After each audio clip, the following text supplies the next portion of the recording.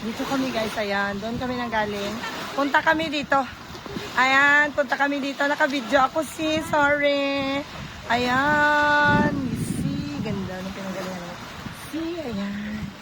Ayan. Ito kami exploring the sea. Fallen rocks. Ayoko ng fallen rocks.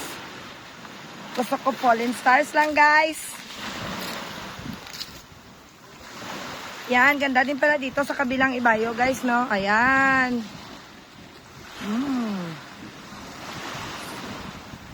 Sako pa din ito ng beach na pinuntahan namin. Napakaganda. Beware of fallen rocks. O naman. Kasi parang siyang concave. Yan. Yan. Taas.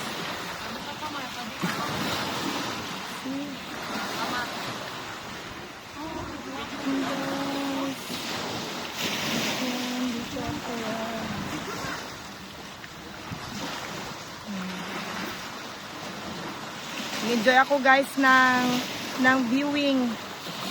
Ayan, kahit hindi maganda yung aking pakiramdam, at least enjoy ka sa viewing, di ba?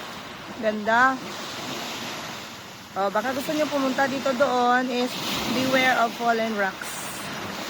Ayan. Oh, ganda. Ayan, aking sister naka-posing. Ako gusto ko din mag-posing. Mag-posing dito sa maliit na bato. Mapapicture din ako maya konti. Tapusin ko lang yung aking video. Yan, mataasin dito guys. Medyo mataas yan. May puno sa taas, sa pinakatuktok na nun. So, kailangan mag-ingat dito guys kasi anytime pwede may mahulog na mga bato, parang mga coral. Kaya guys, o tingnan nyo sa taas, no? Coral. Tapos naging hollow na ito siya. Yung nasa kita, hollow. Hindi hello guys, hollow talaga. Yan. Yan. Sis,